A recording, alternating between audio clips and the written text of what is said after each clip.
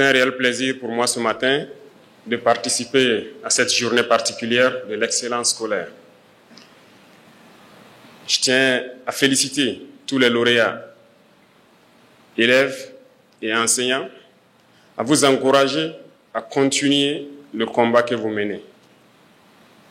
C'est une journée particulière pour vous qui récompense le mérite, certes, mais aussi c'est un appel à continuer à vous battre.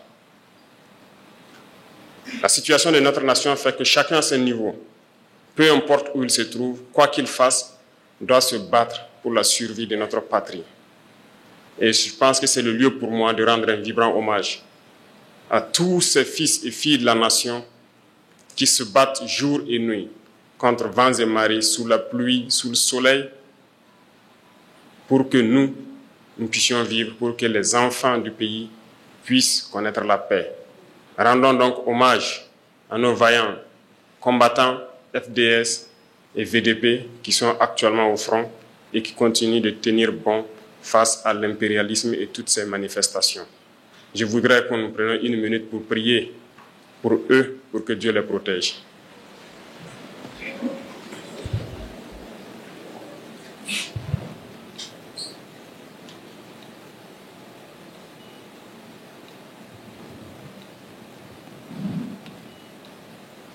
Je vous remercie.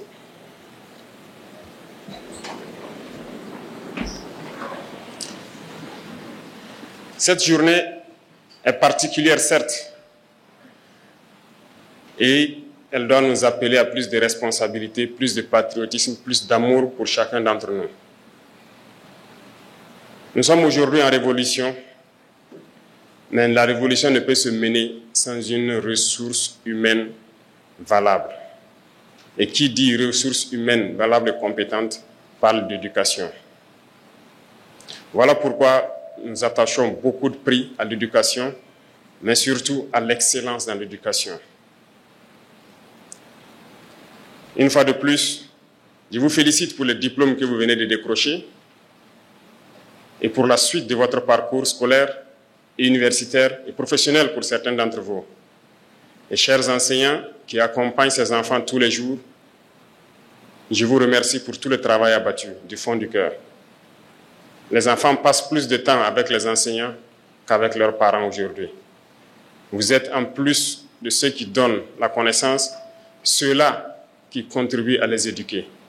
Et je souhaiterais qu'en plus de votre rôle de donner la connaissance, que vous n'attendiez pas que nous imposions ou que nous créions un programme d'instruction civique ou de patriotisme. Vous devrez prendre ces initiatives pour les incorporer désormais dans votre quotidien. Chaque jour, prendre 30 minutes de votre temps ou 1 heure pour enseigner aux enfants l'amour de la patrie, l'amour du prochain, la solidarité, l'intégrité, le patriotisme, bref, toutes les valeurs que nos ancêtres nous ont léguées serait un bon atout pour ces jeunes générations.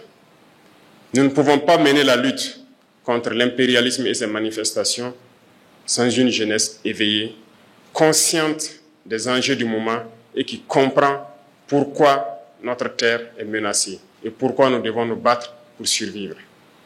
Nous comptons beaucoup sur vous pour continuer ce combat et continuer donc à enrichir les programmes scolaires pour que ces jeunes qui sont avec vous puissent être les vrais citoyens et les bons citoyens de demain que nous cherchons. Certes, nous avons initié beaucoup de programmes tels que l'immersion patriotique avec les bacheliers cette année, mais c'est un programme qui va s'étendre à tous les lycées jusqu'au primaire. Parce que nous voulons que vous puissiez comprendre la situation de votre pays, la situation du monde, et pouvoir vous battre pour libérer votre pays et faire en sorte que le Burkina Faso rayonne et soit un modèle. Nous continuerons à donner tout ce que nous avons à donner pour que l'éducation du Burkina Faso soit donc une étoile et que vous puissiez servir valablement votre nation et vivre en paix. Avoir des diplômes, c'est bien. Mais je m'en vais aussi aborder des thèmes qui sont contenus dans le thème de votre journée aujourd'hui, notamment la question d'engagement patriotique et la question de souveraineté, je dirais. Puisque L'endogénéité, le développement endogène dont nous parlons, c'est de la souveraineté. Ces deux mots et ces deux termes sont très importants. Commençons par l'engagement patriotique. Aujourd'hui, vous êtes les meilleurs élèves du Burkina Faso. Et je souhaite que vous compreniez que certains d'entre vous auront peut-être des bourses pour aller à l'extérieur continuer les études. D'autres continueront ici. Mais pour votre engagement, pour votre patrie, il faudrait qu'à partir de maintenant, vous n'ayez pas de bourse pour aller servir d'autres pays. Vous devez revenir servir votre patrie, peu importe la situation. Certes, on pourrait dire hier qu'on ne s'intéressait pas beaucoup à nos élites, mais je crois que par devoir de patriotisme, vous devrez revenir et servir votre pays. Ce n'est pas parce qu'ailleurs on vous propose de meilleurs salaires, de meilleures conditions de vie, que vous devrez abandonner votre patrie. Personne ne viendra changer le Burkina Faso à votre place. Donc, peu importe où vous irez, si vous avez de la connaissance, revenez servir votre pays. Nous réunirons les conditions aussi pour que les conditions qu'on vous propose ailleurs, pour que vous les ayez ici et pouvoir donner du sien, pour que les membres de vos familles, vos proches, vos compatriotes puissent bénéficier du fruit de votre intelligence. Cela fait partie de l'engagement patriotique. Au-delà de tout ça, vous devez être engagé, fermement engagé à défendre la cause de votre patrie, à être de bons citoyens, à donner l'exemple partout où vous irez, que ce soit au Burkina ou ailleurs. Vous devrez pouvoir vous identifier parce que vous êtes burkinabé. Et vous devez vous identifier par des valeurs positives. C'est ça aussi de l'engagement, donner l'image positive du Burkina Faso à l'extérieur, par votre comportement que tout le monde doit envier. Vous devrez vous engager à défendre votre patrie. Comme je le disais tantôt, il ne s'agit pas juste de prendre les armes, il s'agit de poser des actes.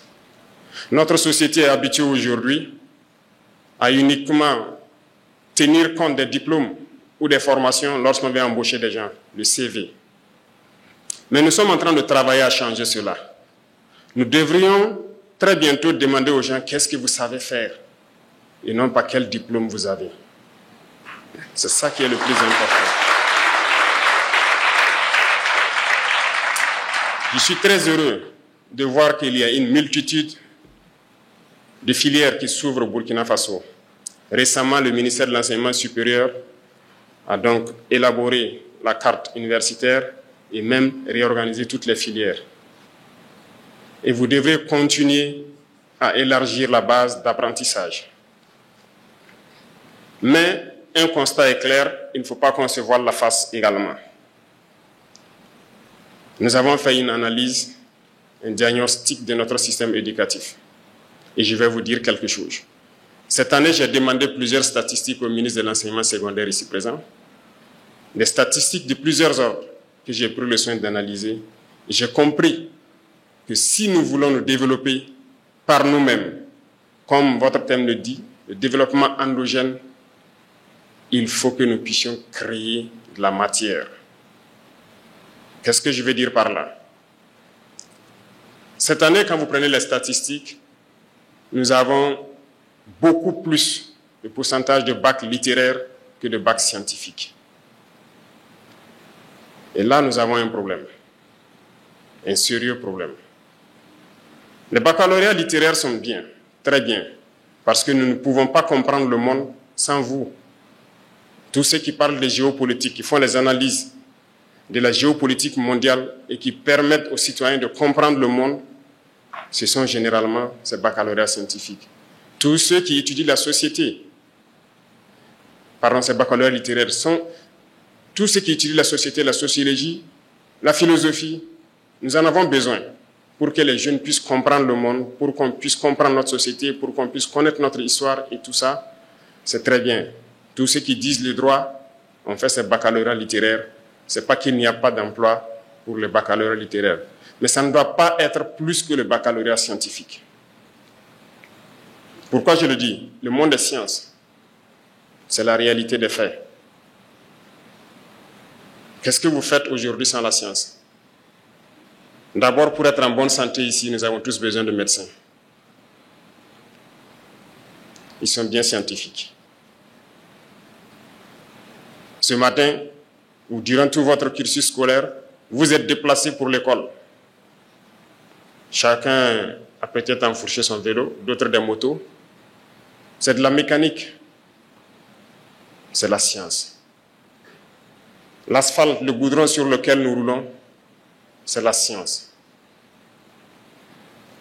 Les belles rues que nous voyons par-ci, par-là, c'est le génie civil, c'est la science. Tout le monde mange. Pour cultiver, vous avez besoin d'être scientifique, puisque l'engrais chimique que vous mettez sous vos plants, c'est de la chimie. Pour transformer nos matières premières, nous avons besoin de connaître la chimie, la physique et même la mécanique. Nous voulons nous industrialiser, ce sont les machines. Au quotidien, nous vivons donc avec le besoin de mentalité scientifique. Le textile que nous portons aujourd'hui, certes, le faisceau d'Anfani est en belle promotion, mais beaucoup d'entre vous ont porté des habits importés, tissés ailleurs par des machines fabriquées par des scientifiques. Les chaises sur lesquelles vous êtes assis sûrement sont importées, fabriquées par des gens qui ont développé la science. C'est pour vous dire que nous avons besoin de gens qui produisent. Si nous voulons nous développer, nous ne pouvons pas continuer à être des éternels consommateurs. Alors, comment faire pour que les jeunes s'intéressent à la science? Je me tourne d'abord vers vous, enseignants, qui devraient aussi changer peut-être certaines choses dans la forme d'éduquer les enfants, surtout au primaire, pour qu'ils s'intéressent aux matières scientifiques, telles que les mathématiques en général, les sciences physiques. Trouver les méthodes, les moyens pour que chaque élève puisse comprendre et aimer. Il ne faudrait pas qu'à partir du calcul mental, que les élèves commencent à détester les mathématiques. Vous devez trouver la formule pour que chacun aime les sciences. Bien sûr, ça fait rire, mais c'est la réalité. Il y a certains qui ne sont pas bons dans le calcul mental, mais lorsqu'il est posé, il peut faire bien ses mathématiques. Donc, il ne faudrait pas le traumatiser pendant le calcul mental pour qu'il déteste totalement les mathématiques. Et je compte sur vous pour trouver toutes les voies et moyens pour que ces jeunes enfants puissent s'intéresser aux mathématiques. Mais mieux, nous ne pourrons pas changer notre système éducatif sans aller au tout début, notamment l'éducation de la petite enfance. Il faut que dès les 3 ans, que nous commencions à intéresser nos enfants à ce qui est science, à ce qui est mécanique. C'est quelque chose qui avait disparu. Je pense que nous avions désintéressé il n'y a pas longtemps les enseignants qui avaient été, de la petite enfance, qui avaient été donc mis à la retraite anticipée, après malheureusement le décès du père de la Révolution dans les années 90. Mais aujourd'hui, nous sommes en train de recruter. Les concours passés, nous avons lancé au moins 1000 places pour l'éducation de la petite enfance. Ces gens feront au moins 2 ans à l'école. Mais dans l'urgence, nous avons lancé encore une cohorte de 300, si je ne me trompe, qui sont déjà formés, que nous devons recruter cette année pour qu'ils puissent commencer dès la rentrée prochaine et que nous puissions avoir des écoles maternelles un peu partout.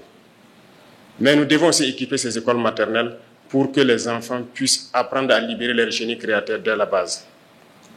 Si nous ratons cette base, nous ratons tout. Aujourd'hui, nous investissons beaucoup dans l'éducation. Nous essayons de mettre aux normes les écoles comme nous pouvons. Et il y a un vaste programme de modernisation de l'école qui est en cours. Nous ne pouvons plus concevoir que vous soyez à l'école et que vous passez votre temps à équilibrer des équations chimiques sans jamais aller dans un laboratoire faire la réaction chimique en tant que telle. Nous travaillons pour cela. Ceux-là qui ont fait les bacs techniques, je vous félicite. Mais vous ne devez pas être là à dessiner des engrenages sur les papiers sans pouvoir avoir vos machines, vos tours et fabriquer les engrenages. Nous devrons produire.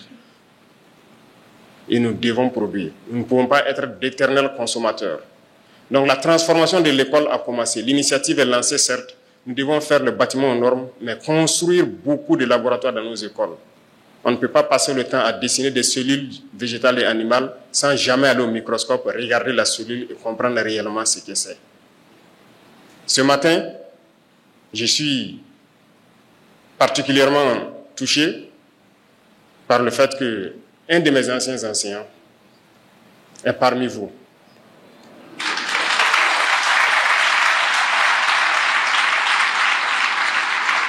Et il a été élu meilleur enseignant. Je le félicite, M. Zaleh Adama.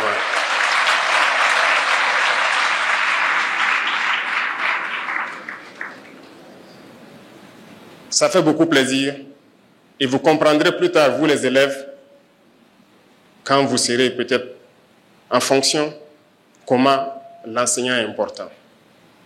Je souhaite que l'enseignant et l'élève forment un seul corps et que vous puissiez aider le pays à s'en sortir. La nation compte énormément sur vous.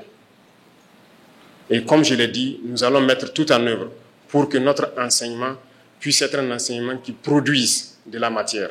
Nous ne pouvons pas continuer à importer. Bientôt, nous allons dresser un centre au Burkina Faso qui sera comme donc un incubateur. Parce qu'il y a des gens qui n'ont peut-être pas eu la chance d'être à l'école, mais qui inventent, qui arrivent à reproduire, qui arrivent à créer. Dans ce centre, nous mettrons toutes les machines possibles pour que ceux qui ont de la matière pour créer puissent se retrouver, qu'on y mette un peu de science et les permettre de s'installer. Nous avons un projet, dès l'année prochaine, de pouvoir mettre en place une académie particulière qui doit former beaucoup d'ingénieurs pratiques. Le projet sera lancé très bientôt, s'il plaît à Dieu. Nous avons beaucoup de chantiers dans le domaine de l'éducation parce que nous croyons fermement que sans ressources humaines de qualité, nous ne pourrons pas nous développer, nous ne pourrons pas faire la révolution que nous souhaitons. La révolution n'est pas qu'importer ce que nous voulons, mais la révolution aussi, c'est une révolution de mentalité pour que nous puissions produire. Je vous invite tout un chacun à réfléchir à qu'est-ce que nous pouvons faire, qu'est-ce que nous pouvons créer et ne pas nous passer tout notre temps à importer. Retenez quelque chose. Je ne pense pas que Dieu soit descendu sur terre pour former les premiers ingénieurs dans ce monde. Ils ont réfléchi, ils ont trouvé, ils ont fait et refait, et ils ont créé. Ne pensez donc pas qu'il faut forcément que vous allez apprendre pour pouvoir être ingénieur. Vous pouvez développer. Et vous êtes assez intelligent pour le faire. N'écoutez pas ceux qui ne sont pas convaincus. Des gens vous diront peut-être, ce n'est pas le niveau du Burkina Faso de faire ça, on n'est pas encore à cette étape. Écoutez, contentons-nous de faire juste le minimum et ne pas penser très loin. Il y a des individus qui vous décourageront comme ça. Non. L'école a été créée par qui? C'est ceux-là qui ont réfléchi, qui ont créé des choses, qui ont décidé d'apprendre ça aux autres. Et petit à petit, l'école a été créée. Est-ce que vous voulez me dire qu'on est incapable de créer quelque chose, non? Vous êtes incapable de créer? Donc, désormais, en plus de l'école, il faudrait réfléchir. Qu'est-ce qu'on peut faire? Et comme je vous ai dit, le centre sera mis en œuvre. Et vous tous qui êtes là, êtes susceptibles de passer là-bas, montrer ce que vous savez faire et on va vous accompagner à vous installer. Parce que tout ce que nous importons, nous ne pouvons pas continuer de le faire. Je disais au ministre que très bientôt, je vais peut-être interdire l'entrée des vélos au Burkina Faso. Si nous ne pouvons pas fabriquer des vélos, il faut reprendre nos ânes et nos chevaux au marché. Vous êtes d'accord avec moi que c'est inconcevable que les choses basiques nous importons. Les simples boutons de vos chemises, je ne pense pas qu'on les fabrique ici. Vous trouvez ça normal? Pourtant, nous avons de la matière grise, nous avons de la substance. On a passé aussi le temps à voler nos cerveaux. Comme je le disais, l'engagement patriotique vous impose de revenir servir votre nation. Et ceux qui sont à l'extérieur, je les appelle aussi à penser à revenir servir la nation. Nous ferons tout pour que vous puissiez exprimer votre talent ici sur place. Donc, pensez à ce que je vous dis. Nous sommes capables de révolutionner tout, mais ça se passe dans la tête. Et si j'ai un conseil à vous donner, ça concerne l'Internet, les réseaux sociaux. Beaucoup aujourd'hui auraient peut-être pu être dans cette salle, mais ont été détournés par l'Internet. Retenez quelque chose, l'impérialisme est fort. Ils savent comment vous manipuler. Ils savent comment vous détruire de manière indirecte. Regardez vos chaînes de télévision. Nous passons le temps, la musique, les émissions de comédie et tout ce qui s'ensuit. Combien d'émissions scientifiques sortent à la télé? Regardez vos réseaux sociaux. Vous allez vous perdre si vous passez tout votre temps à regarder ces contenus-là où les filles se mettent presque nues et se mettent à danser sur des musiques et vous passez votre temps à suivre ça. Vos neurones se bouchent. Vous ne pouvez pas évoluer. C'est la réalité.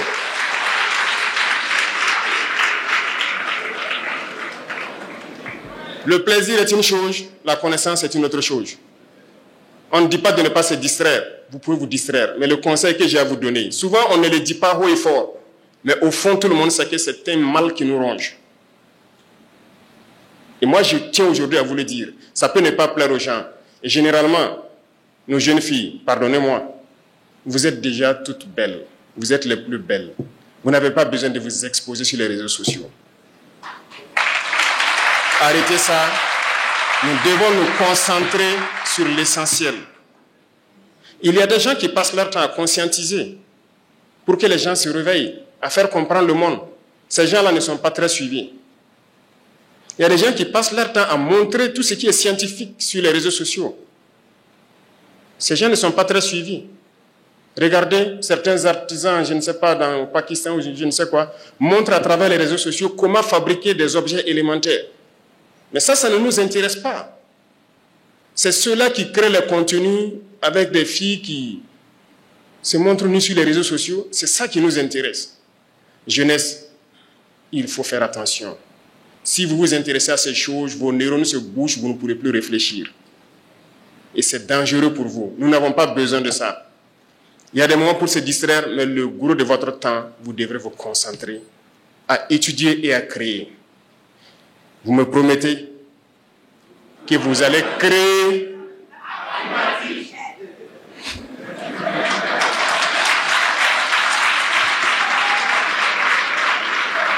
D'accord, vous avez répondu plus vite que ma phrase n'est finie. Merci alors, et je crois qu'on se comprend. Il y a des choses que peut-être les gens diront que ce sont des sujets à ne pas aborder, mais je vous ai dit, je ne suis pas un chef d'État comme les autres. Si quelqu'un pense que c'est un sujet, il n'y a pas de sujet tabou avec moi.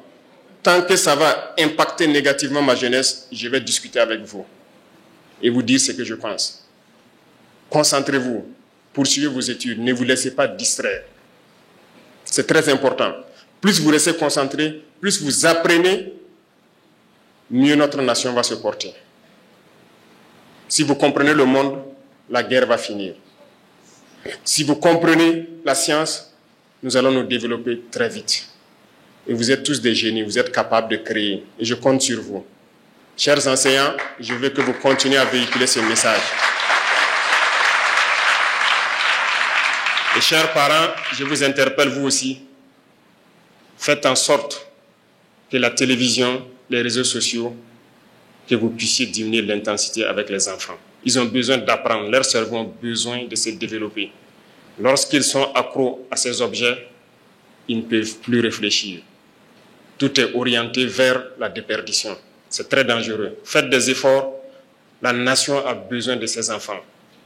L'Afrique a besoin de quitter cette situation. Et ils ont fabriqué tout pour endormir l'Afrique.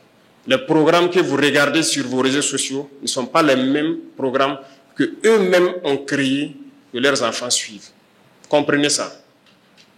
Prenez vos applications où vous suivez ce que je dis qui n'est pas bien. Les pays qui l'ont créé, dans leur pays, leurs enfants ne suivent pas ce que vous suivez. Pourquoi ils font ça? C'est pour vous enfermer, que vos cerveaux ne se développent plus jamais et que vous soyez là à être des consommateurs. Et qui dit consommateur, ce sont vos matières premières que vous allez être obligés de brader pour pouvoir avoir le luxe qu'ils vous vendent. Bref, je tenais à vous donner des conseils également, en plus de vous féliciter, de vous encourager.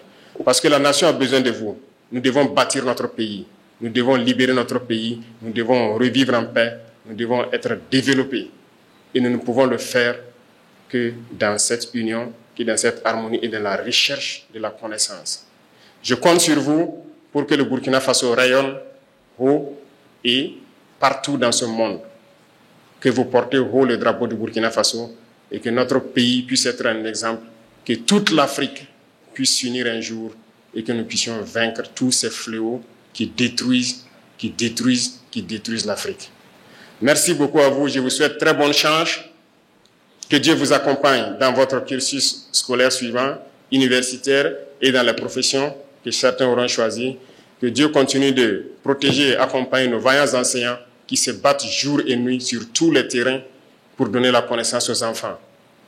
Je vous tire mon chapeau. Vous êtes des combattants de cette patrie. Continuez votre travail noble et continuez à encadrer. Merci beaucoup à tous et je vous souhaite une très belle cérémonie, une très belle journée. Profitez donc de votre temps pour savourer quelques sites touristiques à Ouagadougou qui pourront donc vous être aussi utiles et éducatifs. La patrie ou la mort. Merci beaucoup.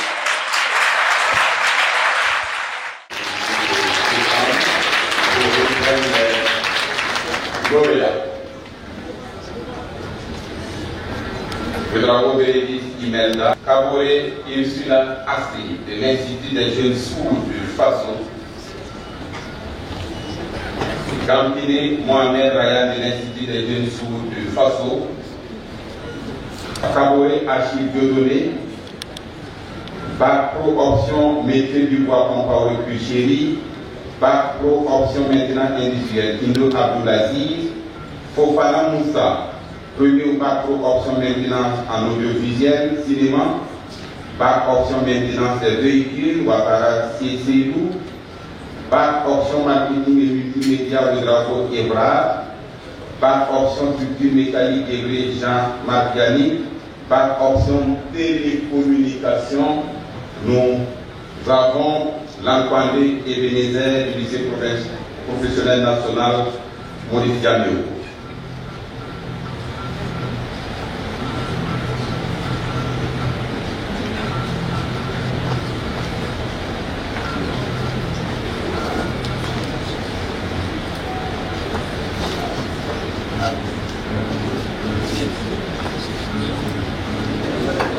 La clé de la villa.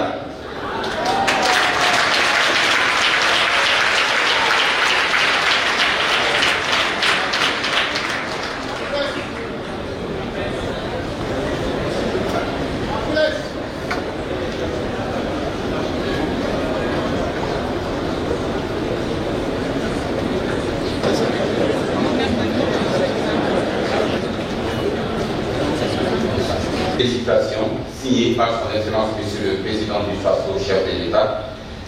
Il les reçoit de son Excellence Monsieur le Président de l'Assemblée législative de transition. On est ici dans la salle de l'entrée, voilà, 2000, les représentants des organisations internationales et interafricaines.